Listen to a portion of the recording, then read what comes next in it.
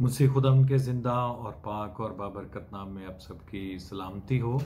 और जिस तरह से हम गुज़श्ता अयाम में सीखते आ रहे हैं नए अहदनामा के मुख्तलिफ़ किरदारों की हालात ज़िंदगी के बारे में, और नए अहदनामा में से हमने बहुत सारे किरदारों के बारे में सीखा, तो आज भी हम एक ऐसे किरदार के बारे में सीखेंगे जिसके बारे में शायद कोई मसीही ऐसा हो जिसे मालूम ना हो। हर एक किरदार को अच्छे तरीके से समझें और देखें कि क्या उनकी ज़िंदगी से हम सीख सकते हैं और उनकी ज़िंदगी से हमारी ज़िंदगी पर क्या असर होता है। तो मुक़द्दस पालूस रसूल के बारे में सबसे पहले ये बताना चाहता हूँ कि वो रोमी शहरियत के हामिल शख्स थे, और बाइबल मुक़द्दस में उनका ज़िक्र हमें सबसे पहले मुक़द्दस स्तिफनस की शहादत के वक्त मिलता है। जब मुक़द्दस स्तिफनस को शहीद किया जा रहा था तो उस वक्त वहाँ पर इनका ज़िक्र हमें मिलता है। और मुक़द्दस पालूस रसूल के बारे में हमें ये पता चलता है कि वो एक पढ़े लिखे शख्स थे। वो यहूदी जो आलिम गमलीएल के शागिर्द थे और उन्होंने उनसे तालीम हासिल की थी। और उसके अलावा हम अगर नए अहदनामा का बगौर मुताला करें तो हमें ये भी पता चलता है कि वो खैमादोज़ी का काम भी उन्होंने सीखा हुआ था और वो जानते थे।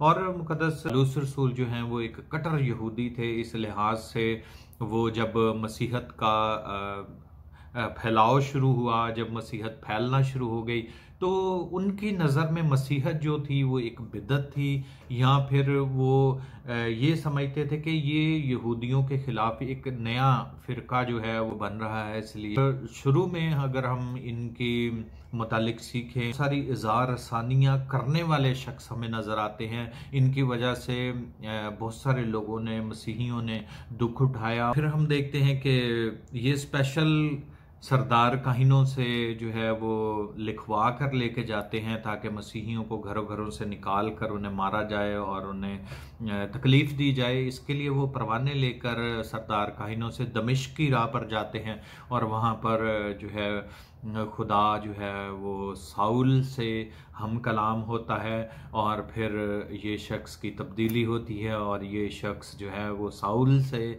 तब्दील होकर पालूस बन जाता है। और वहाँ पर खुदा की आवाज़ उन्हें सुनाई देती है कि ऐ साउल तू मुझे क्यों सताता है। तो इस लिहाज से हम देखते हैं कि खुदा साउल को वहाँ पर चुनता है, और ये साउल जो कि बड़ी दलेरी के साथ, बड़ी अकड़ में मसीहियों को तकलीफ़ें देने के लिए जा रहा था, तो ये शख्स बाद में तब्दील होकर हम देखते हैं कि ये मसीहत को फैलाने वाला बन गया, और ये शख्स बदल कर जो है वो एक नया शख्स बन गया। जो पहले लोगों को तकलीफ़ देता था, अब मसीह खुदावंद की खातिर तकलीफ़ उठाने वाला बन गया। और अगर हम इसके सफ़र देखें जो आगे चलकर मैं आपको बताऊंगा, तो इसकी ज़िंदगी में इस खिदमत के दौरान बहुत सारी आज़ार आसानियाँ आई हैं जो इसने खुद सही। पहले ये तकलीफ़ पहुंचाने वाला था, फिर ये जब तब्दील हो गया तो ये मसीहत की खातिर तकलीफ़ उठाने वाला बन गया, और इसने बड़ी दलेरी के साथ खुदा का कलाम, मसीह की अलूहियत के बारे में लोगों को बताया, और खुदा ने इसे बड़ी कसरत के साथ इस्तेमाल।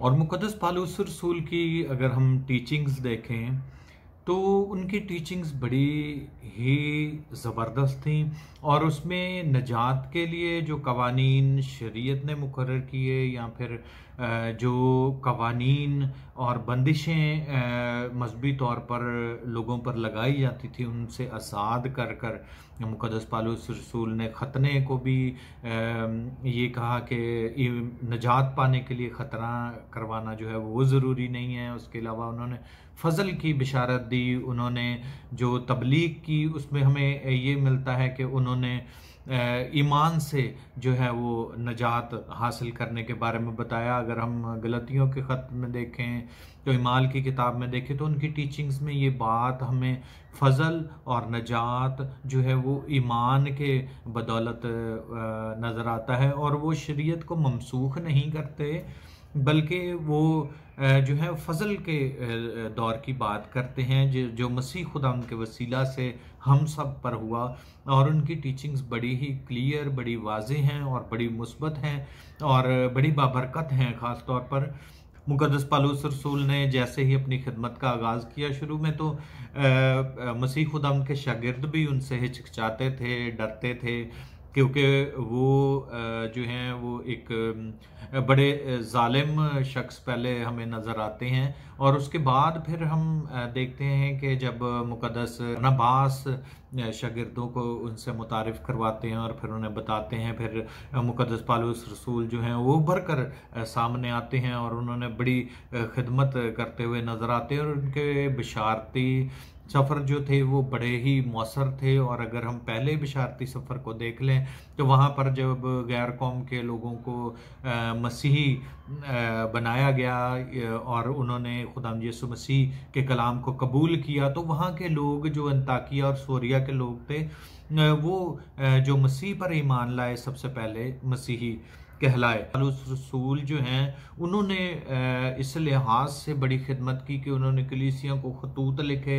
और नए अहदनामा में हम देखते हैं कि 14 खतूत हमें नज़र आते हैं मुक़द्दस पौलुस रसूल के, जिसमें उन्होंने कलीसियों को उभारा। जो कलीसियाँ दब चुकी थी, जो रूहानी तौर पर बेदार नहीं थी, उनको बेदार करते हुए हमें नज़र आते हैं। जो कलीसियाँ फाइनेंशियली स्ट्रॉन्ग नहीं थी, उनको भी हदायत करते हुए नज़र आते हैं। जो यानी कि वो कलीसियाओं को उठाने वाले शख्स हमें नज़र आते हैं।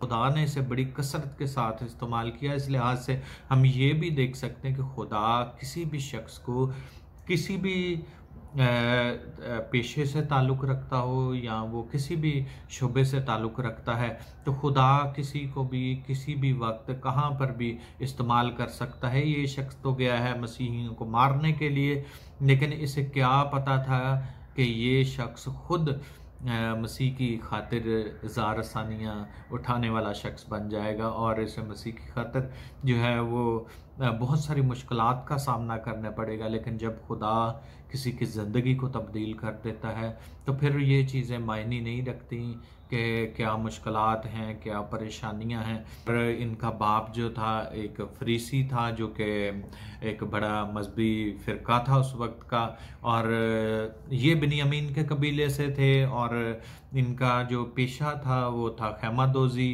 और फिर हम ये भी देख सकते हैं कि ये गैर शादीशुदा थे। अगर हम नए अहदनामा का बगौर मुतालिया करें तो इस बात का भी हमें पता चलता है कि ये गैर शादीशुदा थे। और इनकी जो तारीख़ पैदाइश है वो मुफक्किरीन की राय के मुताबिक 4 काफ मीम की है। और इनकी वफ़ात जो है जब ये शहीद किए गए तो उस वक्त की जो डेट है वो हमें तकरीबन 67 ईस्वी की मिलती है, जो कि 67 ईस्वी कहलाती है। और मुफक्किरीन के मुताबिक और इनकी जो कुल उम्र थी वो 71 थी, जो इन्होंने इस दुनिया में रहते हुए गुजारी। तो बाइबल मुक़द्दस में इनका ज़िक्र हमें बहुत दफ़ा मिलता है, तकरीबन 200 से ज़ायद टाइम हमें इस नाम के बारे में बाइबल मुक़द्दस में पता चलता है। इस लिहाज से हम ये देख सकते हैं कि इनकी खिदमत किस कदर मौसर और ज़्यादा थी।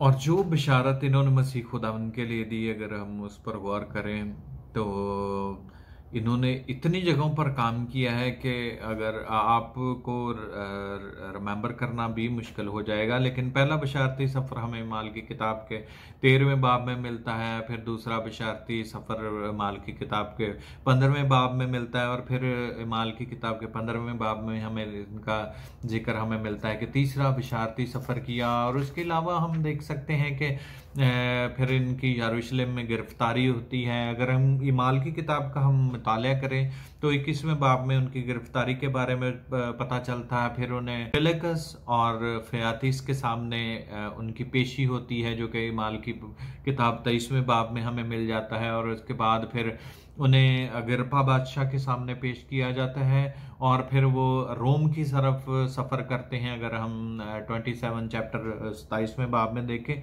तो वो रोम की तरफ सफ़र करते हैं और फिर वहाँ पर उन्हें कैद होती है।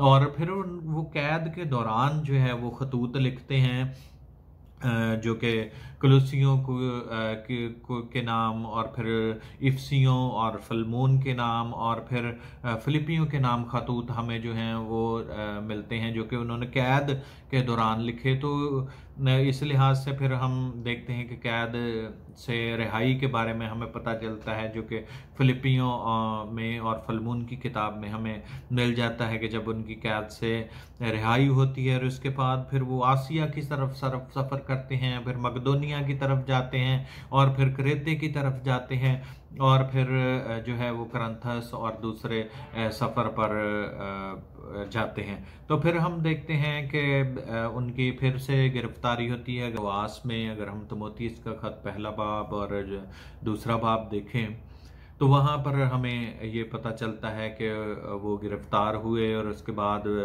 रोम में दूसरी दफ़ा फिर गिरफ्तार हुए, और फिर उनकी शहादत हुई। इस लिहाज से हम देख सकते हैं कि उन्होंने मसीह खुदाम की खातिर बहुत सारे सफ़र किए, बहुत सारे इलाकों में गए और जगह जगह मसीह की बिशारत दी। अगर हम देखें ना, वो ना सिर्फ वो अकेले बल्कि मसीह खुदाम के दूसरे शागिर्द, और वो शागिर्द जो कि शागिर्दों के शागिर्द जो थे वो भी मुकद्दस पौलुस रसूल के साथ थे। जिस तरह से पहले सफ़र में हम देख सकते हैं कि मुकद्दस बरनबास, मुकद्दस यूहन्ना, मुकद्दस मरकस जो हैं वो उनके साथ थे।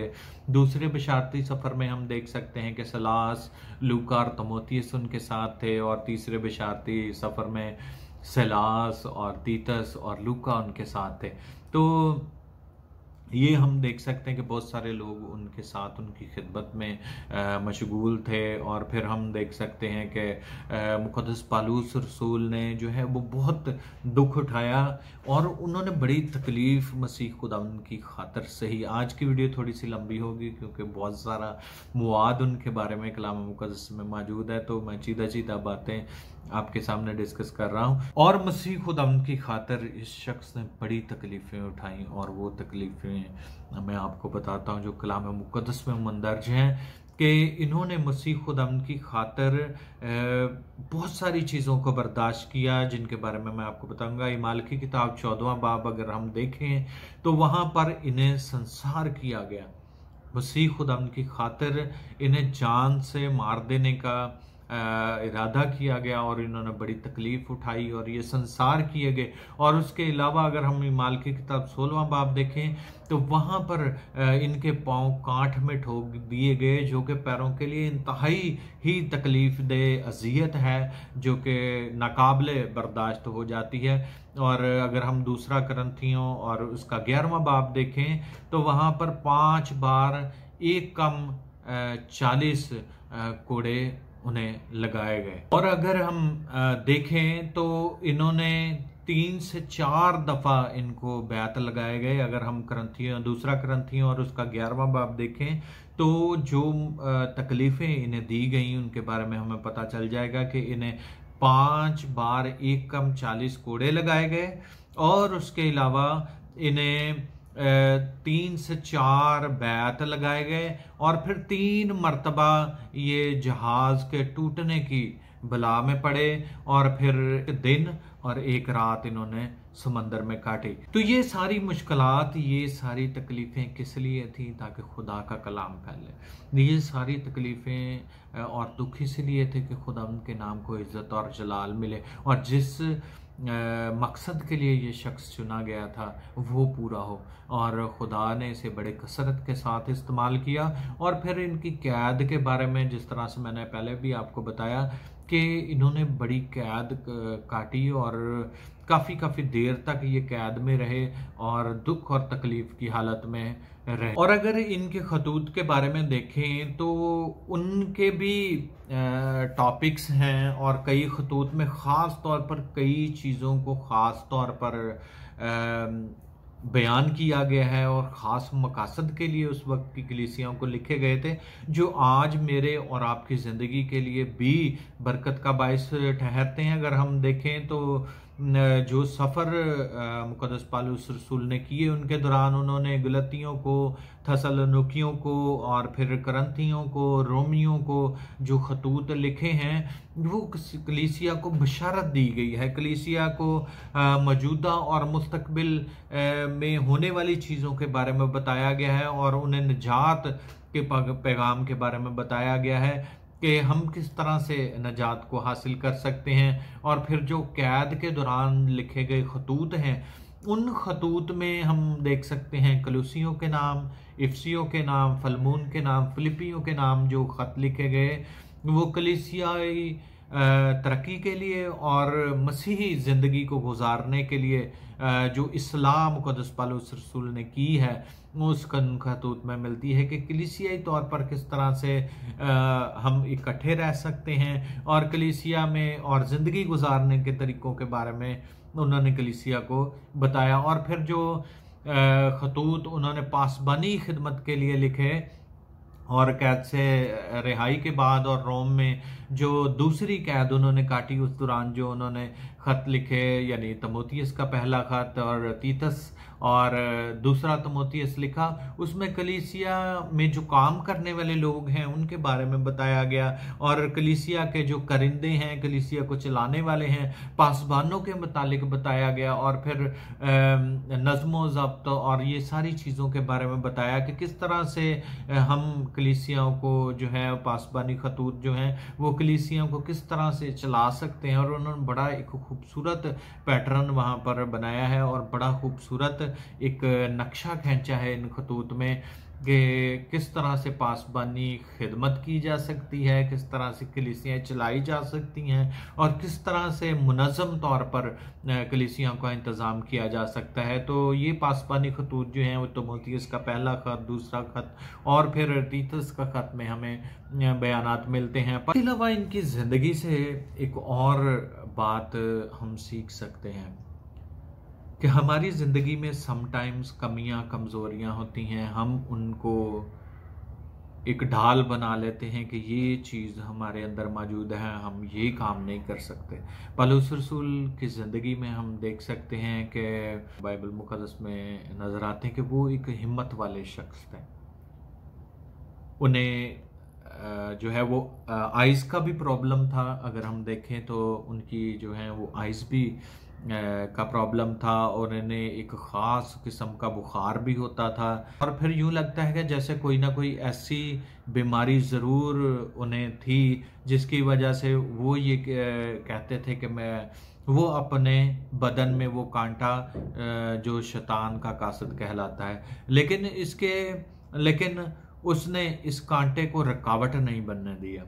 ये चीज़ें बेशक थीं, ये चीज़ें उनके जिस्मानी तौर पर मौजूद थी, लेकिन उन्होंने इन चीज़ों को रुकावट नहीं बनाया, बल्कि उन्होंने खुदा के फजल जो उनके लिए काफ़ी था और जिस तरह से उन्होंने कहा कि खुदा का फजल ही मेरे लिए काफ़ी है, तो ये खुदा का फजल उन पर था कि ये चीज़ें उनके आड़े ना आईं, ये बीमारियां उनके आड़े ना आईं, बल्कि हम देख सकते हैं कि 3 बशारती सफ़र किए जो कि हज़ारों किलोमीटर बनते हैं अगर हम देखें तो ये आसान नहीं था। और बादशाहों के सामने पेश किया जाना, हाकिमों के सामने पेश किया जाना और फिर अज़ियत उठाना, दुख उठाना, तकलीफ़ उठाना, इस बात का सबूत है कि वो एक बहुत हिम्मत वाले शख्स थे। तो हमें भी उनकी ज़िंदगी से ये सीखना चाहिए कि कभी भी हमारी ज़िंदगी में अगर कोई भी रुकावट आती है तो वो रुकावट हमें खुदा से दूर ना ले जाए, बल्कि खुदा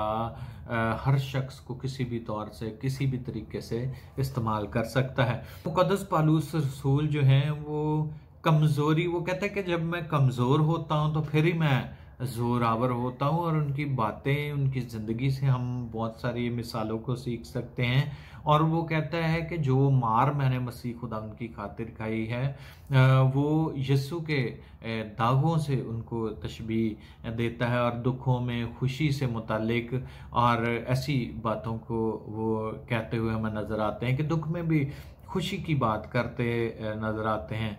तो वो तुम्हारी लिखा है कि अब मैं उन दुखों के सबब से खुश हूँ जो तुम्हारी खातिर उठाता हूँ, और मसीह की मुसीबतों की कमी उसके बदन यानी कलीसिया की खातिर अपने जिस्म में पूरी किए देता हूँ। ये कलूसियों के खत के पहले बाब की 24वीं आयत में लिखा है। और वो खुश होता है कि वो मसीह की खातिर दुख उठाता है, तो वो शादमान होता है, मसाइब हो, दुख तकलीफ हो। और एक बड़ी खूबसूरत आयत और भी हमें जो है वो फिलिपियों के खत दूसरे बाब और उसकी 17वीं आयत में मिलती है, जिसमें वो ये कहते हुए नजर आते हैं, अगर मुझे तुम्हारे ईमान की खातिर कुर्बानी और खिदमत के साथ अपना खून भी बहाना पड़े तो भी खुश हूं और तुम सबके साथ खुशी करता हूं। आमीन। तो वो इस कदर कलीसियाई खिदमत में स्ट्रांग थे, वो इस कदर मसीह की मोहब्बत में गिरफ्तार थे। वो कहते हैं कि मुझे अगर कलीसिया को मजबूत करने के लिए, खुदा की खिदमत करने के लिए अपनी जान की कुर्बानी भी देनी पड़े तो मैं खुश हूँ। तो ये है असल में एक मसीह की मोहब्बत की एक अजीम मिसाल कि वो खुदा से इस कदर मोहब्बत करता था कि वो कहता है कि मैं अगर मसीह खुदा उनकी खातिर अपनी जान भी दे दूं तो वो भी मेरे लिए खुशी की बात है। और पौलुस रसूल यहूदियों और रोमियों के साथ के सबब से कैद में रहा, और पहली कैद तो कदरे आसान थी, लेकिन दूसरी कैद उनकी बड़ी ही मुश्किल, इंतहाई मुश्किल और सख्त कैद हमें नज़र आती है। लेकिन उन्होंने कभी शिकवा ना किया, हमेशा अपने आप को मसीह का कैदी समझते रहे, और मिश की राह पर उन्होंने हथियार डाल दिए और उनके कैदी बन गए। वहाँ पर असल में खुदा ने उनको पकड़ लिया। अब वो दूसरी कैद को, दूसरी अजीतों मुश्किलातों को तो नहीं कैद समझते, बल्कि वो तो कैद हुए तब जब वो दमिश्क की राह पर जा रहे थे और खुदा के कैदी बन गए और खुदा ने उन्हें वहाँ पर पकड़ लिया। और जब वो पकड़े गए तो वो मसीह की कैद में खुशखबरी फैलाने का बायस बने, और खुदावंद ने उन्हें कैद में जाने दिया कि वो जिंदा रहें और कुछ खतूत भी लिखें। और उन्हें वहाँ पर टाइम मिला और खुदा उन्होंने वहाँ पर कलीसियाओं को ख़त लिखे, और टाइम उन्होंने जो है वो कैद के दौरान भी गुजारा, वो भी उसमें भी वो खुदा की मोहब्बत से जुदा नहीं हुए। उन्होंने कुछ शिकवा नहीं किया, उन्होंने कैद में भी दुख नहीं किया, उन्होंने कैद में भी जो है वो कलीसियाओं को स्ट्रांग किया, कलीसियाओं को मजबूत किया, उन्हें खतूत लिखे। एक अजीम लीडर के तौर पर वो हमें नज़र आते हैं। बेशक मैं सारी चीज़ों के बारे में तो नहीं आपको बता पाया, लेकिन मैंने ख़ास चीज़ा चीज़ें आपको बताई। तो खुदावंद आज के कलाम के वसीला से हमें बरकत दे, और पौलुस रसूल की हम ज़िंदगी से बहुत सारी चीज़ों को सीखते हैं कि वो हिम्मत वाले शख्स थे। हमें हिम्मत रखने की ज़रूरत है। वो मसीह की खातिर दुख उठाने वाले शख्स थे। अगर हम कभी मुश्किलात, परेशानियों में, दुखों में मसीह की खातिर आसानी उठाते हैं तो हमें परेशान होने की ज़रूरत नहीं। हम उनकी ज़िंदगी से ये भी सीख सकते हैं कि साबित कदम रहें और फिर उनके और खुदा के हुक्मों पर चलते रहें, तो खुदा हमें सरफराजी बख्शने वाला है। सो खुदा आज के कलाम के वसीला से मुझे और आपको बरकत दे। आमीन।